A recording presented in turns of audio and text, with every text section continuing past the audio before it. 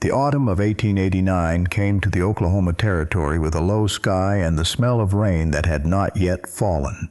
Out past the main road from Red Fork, where the land went flat and wide and the grass moved in long, slow waves under the wind, there sat a ranch called Mercy Creek that was quiet in the way of places that have had the noise taken out of them. Samuel Ward had lived on that land for 6 years and had made it work by the plainest means available: careful accounting, early rising, and the patient arithmetic of a man who understood that land does not owe you anything but will give you what you earn from it. He was on the porch when he saw the woman on the road. She was walking. That was the first thing. Not coming up the drive in a wagon, not riding, just walking on the road in the direction of the ranch, moving with the determined pace of someone who has been walking for a long time and has learned not to look at how far is left. She was carrying a leather suitcase. She was wearing a dusty brown-gray dress that had been good once. She had a wool shawl pulled around her shoulders, and she was heavily with child. 7 months, maybe 8, from the look of it. He came down from the porch as she reached the gate. She looked at him with a face that was too tired for pretense. She said, "How far is it to town?" He said.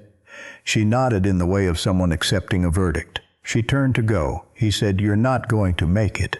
She stopped. She did not turn back. He said, "There's water inside, a chair near the stove. You can rest until the rain passes." She stood still for a moment. He could see her calculating something, could see the weight of whatever she was carrying in addition to the suitcase and the child. She said, "I don't need Rockroy," he said. "Neither do I." A pause. She turned around. She looked at him directly for the first time. Her eyes were brown and very tired, and not asking for anything, which he respected. He held the gate open. She came in. He did not ask her anything while she sat at the kitchen table and drank the water he put in front of her. He put bread on the table and went about his evening work and did not hover. He had been alone long enough to understand that strangers who were afraid needed space before they needed questions. She ate some of the bread. She held the suitcase on the floor beside her, one hand resting on its side. He said, "There's a room off the kitchen. You can sleep there if the rain comes in hard." She looked at the kitchen door. Outside, the sky had turned the color of old iron. She said, "I don't plan to stay." He said, "You'll decide that when the rain quits." She said nothing. He went to the barn to check on the horses. When he came back, the rain was beginning. She was still at the table, but the suitcase had fallen, or she had let it fall, and it had come open, and she had not picked everything up. He saw the notebook before he saw anything else. A small ledger, the kind account keepers use, lying half out of the case on the kitchen floor. He did not touch it. He picked up the suitcase, which she reached for at the same moment. Their hands did not touch. She packed the notebook back in with the other things: a ring broken in two, a kerchief, a sealed letter that had dark staining at one corner. She said very quietly, "My husband didn't die in an accident. He waited." She said, "He died because he found something, and the man who had him killed would like me not to reach Red Fork." He looked at her. She said, "I'm telling you so you understand what you're taking in." He said, "I'm taking in a woman and a child who need shelter for the night. The rest is yours." She closed the suitcase. The rain hit the roof all at once, the way it does on the plains when it comes. She looked at the ceiling for a moment. She said, "Hannah Bell." He said, "Samuel Ward." He showed her to the room off the kitchen, which had a narrow bed and a hook for her shawl and a window that looked out onto nothing but dark and rain. She did not sleep for a long time, and neither did he, and both of them knew it. Hannah Bell had been the daughter of a storekeeper who had kept his own books and had taught her to do the same. Numbers were a kind of language to her, orderly and precise, and she had applied that precision to the household accounts after she married Thomas Bell, and later to the records Thomas brought home from the bank where he worked. Thomas had worked for Bartholomew Crane's Red Fork Bank for 2 years. He had been quiet and careful and good at his work. He had noticed in the spring of 1889 that certain accounts did not balance in the ways they should. He had noticed that the discrepancies followed a pattern. Properties with outstanding loans that should have been manageable were being foreclosed on earlier than their terms allowed, and the properties were subsequently transferred to a single holding entity at prices below their stated value. He had recorded what he found. He had copied pages. He had told Hannah that he intended to take what he had found to the county seat as soon as he had enough to be certain. He had been found by a freight wagon 3 days later at the bottom of a ravine on the road south. The accident was recorded as such. Hannah had not believed it was an accident from the first hour, and in the weeks after Thomas's death, she had understood that she did not have much time. She had the notebook. She had Thomas's letter, which he had written in the last month of his life and given to her sealed and told her to open only if something happened to him. She had the ring he had given her, which she had broken apart in a moment of grief and could not make herself discard. And she had 5 months remaining in her pregnancy, which meant she was carrying Thomas's child and Crane's target in the same body and could not afford to be afraid. She had left Red Fork in the dark of an October morning with the suitcase and the child and the notebook and the intention of reaching the county seat and the county court, which was 40 miles east of Red Fork and was the only place she knew to go. Samuel Ward had found her on the road 6 miles short of Red Fork. She told him this in the kitchen the next morning in pieces, over coffee. She had decided during the night that concealment was no longer an option and had moved to calculation. What could be gained by telling him versus what was lost? She gained, she had decided, the possibility of help. She lost the ability to claim she was just passing through. He listened without interrupting. When she finished, he poured more coffee and said, "The notebook." She set it on the table. He opened it. He was not an account keeper, but he understood the structure of what he was looking at, and he turned pages without haste until he found the name of his neighbor, a man named Cobb, who had lost his eastern field the previous spring in what he had said was an unfair foreclosure but had never been able to prove. Samuel set the notebook down. He said, "How many properties?" She said, 11 that I could document. Thomas thought there were more. He said, "Is the county seat your plan or your only option?" She said, "Both." He said, "Then you'll stay here while I ride to Red Fork and understand what's ahead." She said, "I don't want to put you at risk." He said, "I'm already at risk if 11 of my neighbors have been robbed by the man who runs the bank." He stood up. "You need rest. The child needs you to rest. I'll be back by evening." He left her the bread and more water and went to saddle his horse. Samuel Ward had been a man of few attachments since his wife and unborn child died in the winter of 1884. The child had been born too early and had not had the strength for the cold, and his wife had not survived the birth. He had put them in the ground on the hill behind the barn and had continued, which is a thing people do, and which looks from the outside like recovery and is not. He had filled the space their absence left with work. He had kept Mercy Creek functioning. He had hired Caleb Moore's father for a season, and when the fa died of fever, he had kept Caleb on because the boy had nowhere to go and because the company was better than none. He had not allowed himself to think too specifically about the locked room at the north end of the house where he had put the infant's things after the burial. He had not allowed himself to think about what the sounds of a child in that house might do to him. And then Hannah Bell had come through his gate. He did not think about that specifically. He thought about what needed doing, which was to ride into Red Fork and take the measure of Bartholomew Crane and to understand what Hannah was walking into if she tried to approach the county seat without support. Crane was what he had expected. Polished. Reasonable. The kind of man whose manner was designed to make you that any doubt you had about him reflected poorly on you. He sat in the bank office in his dark vest, and he spoke about community and financial stability and the unfortunate circumstances of Thomas Bell. who had been a fine employee whose personal difficulties had led to some confusion in his records in the weeks before his death. Samuel said nothing during this. He had come only to look, and he had seen enough. He rode back to Mercy Creek and told Hannah what he had seen. She said, "He's already prepared a story." He said, "Yes," she said, "Thomas knew he would." She looked at the notebook. She said, "There's a name in here, a deputy in Red Fork named Owen Pike." Thomas thought he was honest, not connected to Crane. Samuel said, "I know Owen Pike. He's honest." She said, "Then we start there." Doc Miriam Hale came to the ranch the next day, which Samuel had arranged, and she examined Hannah and said the child was positioned well, and Hannah's health was as good as it could be given the past weeks, and that what Hannah needed now was rest and steadiness, not movement. Hannah said she understood. Miriam said she had seen what Crane's bank had done to 4 families in 3 years, and she was prepared to say so under oath if that was what was required. Hannah said she would hold her to that.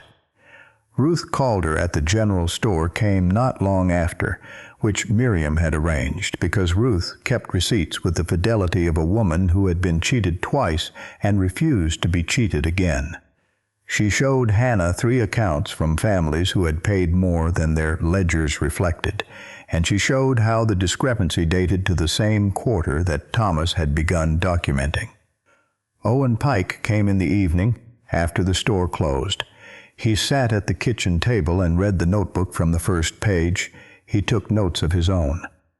He asked questions that were specific and useful, and that told Hannah he was following what she had written rather than looking for a way to dismiss it. He said, "The letter. She had been expecting this." She said, "Thomas wrote it to me before he died. It names Crane."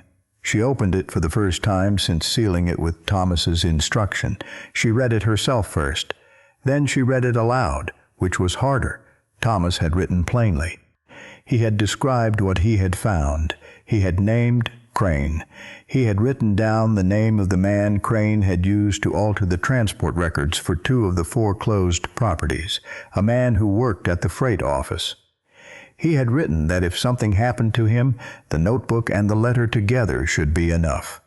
He had ended, "I love you and the child. I am sorry I cannot finish this myself." Hannah's voice did not break until that last sentence, and then only slightly. Owen Pike folded his notes. He said, "There's a circuit judge coming through Red Fork in 3 weeks. If we can get him to hold a formal hearing, the bank records will be subpoenaed, and the notebook and letter can be entered as evidence." Hannah said, 3 weeks. He looked at her. She said, "He'll know I'm here by then. He may already know." Owen said, "Then we move faster."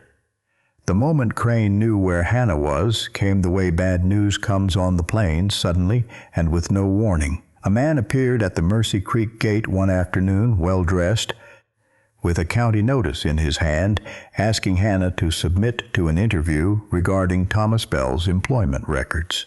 Hannah was in the kitchen with Caleb Moore, who had been showing her the ranch account book in the manner of a 13-year-old who wanted someone to appreciate his good handwriting. She heard the man at the gate. Samuel went out.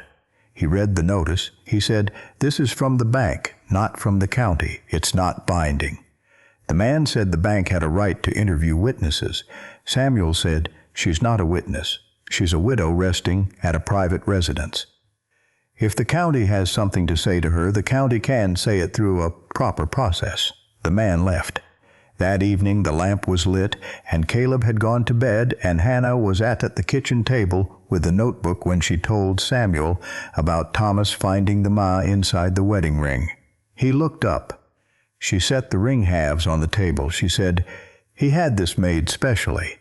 He told me after we were married that jewelers sometimes built a small channel inside the band. He said it was something he had read about in a history of banking, and he had thought it was interesting. I did not know why until after he died." She pressed the 2 halves of the ring together. She showed him the fine seam along the inner band. She turned it in the lamplight. In the channel, wrapped in a thread of wax paper so small it was barely visible, was a strip of paper. She unrolled it over the table. On it were numbers. the combination to a safe deposit box at the county clerk's office in Red Fork, and 3 words, secondary ledger there. She said, Thomas put it there after he told me about the channel. He had been using the deposit box for months. He never told me what was in it because he said the less I knew, the safer I was. Samuel looked at the numbers. He said, the secondary ledger. She said, if the notebook shows what he found, the secondary ledger shows where the money went.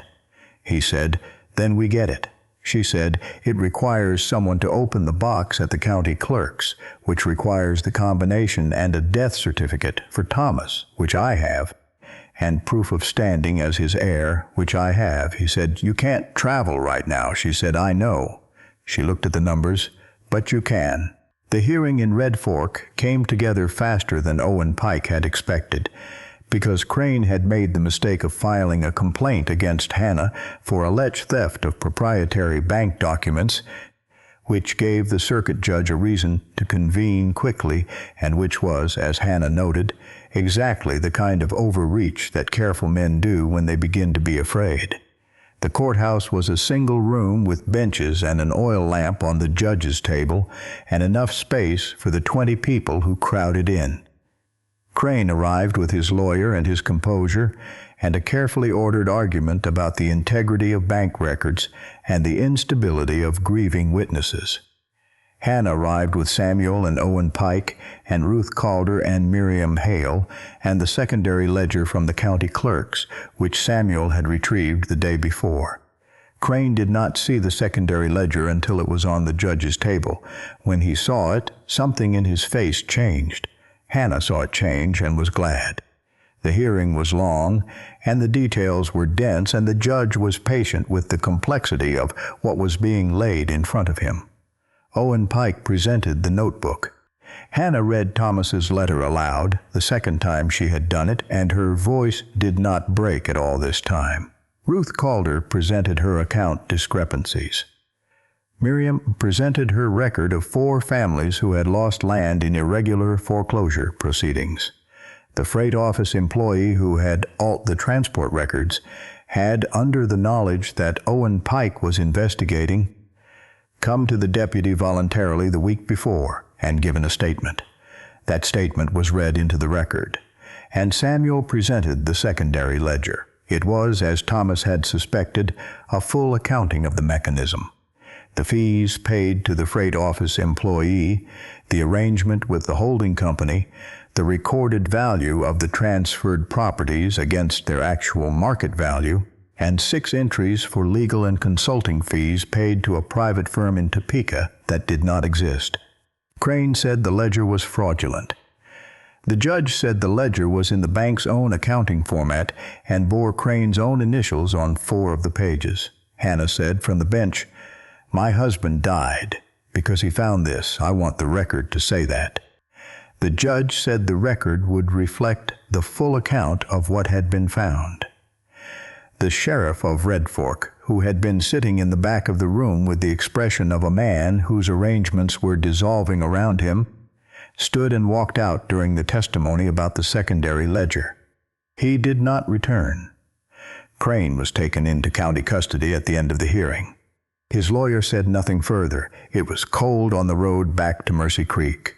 The November evening came down fast, and the stars appeared one at a time. Hannah held the suitcase on the floor of the wagon and looked at the road ahead. She said, it's not done. Samuel said, no. There'll be a trial, she said. Months of it, probably. He said, probably, she said. And the families who lost their land, he said, that'll take longer. The law moves in one direction at a time. She was quiet. He said, but it's moving, she said. Because Thomas wrote it down, he said, yes. She looked at the notebook in her lap. She said, he was always like that, very precise. He said precision was the only real kindness in accounting, because imprecision always eventually hurts someone. Samuel drove and did not say anything. She said, I'd like the county to publish his name, not as the victim, as the one who found it. He said, Owen can request that. She said, I'll ask him. The ranch appeared in the dark, lit from within by the lamp Caleb had left on. It looked small against the sky and warm against the cold and exactly like what it was. Hannah was at the ranch 3 more weeks before the child came. She spent some of that time resting as Miriam instructed, some of it reading to Caleb from a book about prairie grasses which he had found in the barn and which interested him more than he could explain. Some of it at the kitchen table with the household account book, which she had noticed was kept well but had 2 recurring errors in the livestock feed calculations. She corrected them without mentioning it. Then she mentioned it. Samuel said he had been making that error for 3 seasons.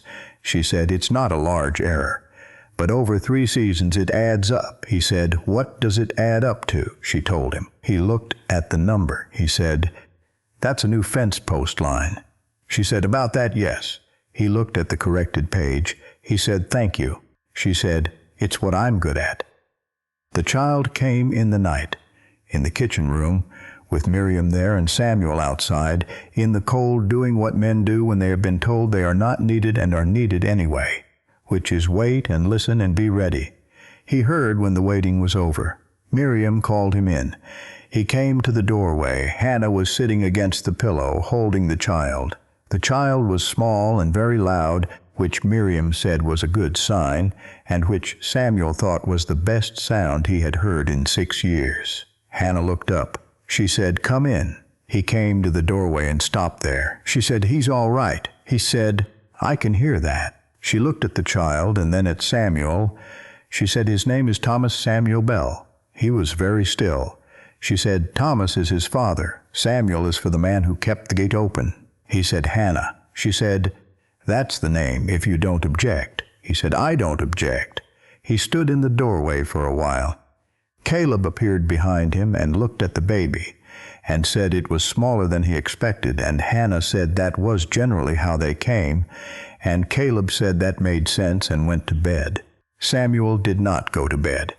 He sat in the kitchen and listened to the house breathe with the sound of a new person in it, which he had not been sure he could tolerate and found he could. In the morning Hannah was sitting up, and Miriam had gone, the child was asleep, and Samuel was at the stove. Hannah said she would need to go to the county seat at some point when she was stronger to give further testimony. He said, "I'll drive you." She said, "I'm not planning to stay indefinitely." He said, "I know." She said, "You've been very generous. I don't want to use that beyond what's needed." He said, "You're not using it." She looked at him. He said, "Hannah." He was at the stove, not looking at her. "I'm going to tell you something, and I want you to hear all of it before you answer." She waited. He said, "My wife died in this house. My child died before she drew breath. I've been here since then, and it's been 6 years of work, and it's been all right. But it's been quiet in ways that were not good quiet." She said nothing. He said, "You came in through the gate with a suitcase and a notebook and a child on the way and more difficulty behind you than most people face in a lifetime. And I want to say that watching you go through all of it, the hearing and the testimony, and the night before and the morning after, I have not once seen you be less than what you are." He turned to look at her. He said, "I am not asking out of pity. I am not asking to give the child a name. Thomas gave him a name, and you have added mine, and that is already more than I expected." She said, "Then what are you asking?" He said, "I'm asking you to stay. Not as a guest, and not because you need somewhere to land. Because this house is better with you in it, and because I would like to spend the years I have left with someone who notices the errors in the feed accounts." There was quiet. Outside, the wind moved through the grass, and the child made a small sound and went back to sleep. Hannah said, "Town will talk," he said. "Town has been talking since you arrived. It hasn't stopped either of us yet." She said, "Thomas will not be forgotten." He said, "I would never ask for that." She said, "And I keep the books." He said, "I'll try not to make errors." She said, "You'll make them anyway. People always do." He said, "Then I'll rely on you to find them." She looked at the window, at the grass in the morning wind, at the suitcase on the floor beside the bed, which she had been meaning to put somewhere else for 3 weeks and had not. She said, "Put it on the shelf." He picked up the suitcase and put it on the high shelf near the door. She said, "Yes."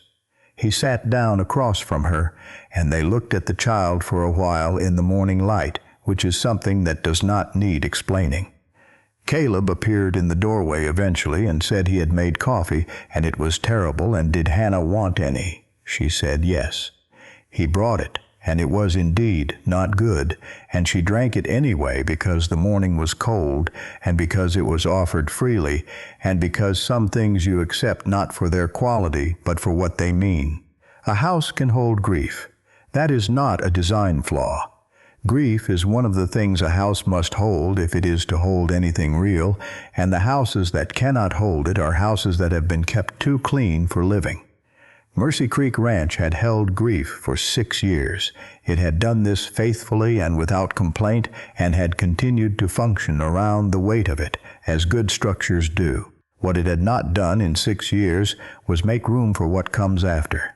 That came on an October night in a rainstorm, in the shape of a woman with a broken ring and a ledger full of evidence and a child not yet born, and the determination to reach the county seat even if it took her 6 miles past the point where she should have stopped. She had stopped at the right gate, and the man who opened it had been waiting, without knowing he was waiting, for exactly the thing that walked through it. Some things come to us in the shape of trouble. Some things we have to survive before we can receive them. And some of the best things that ever happened to us, we would have walked right past if we had not been too tired to go another step. Thank you for watching. This channel is no longer supported by ads, and these stories continue because people believe they matter.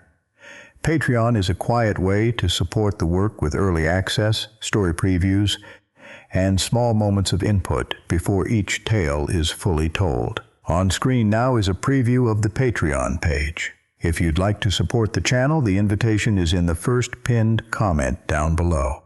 I'll see you in the next story.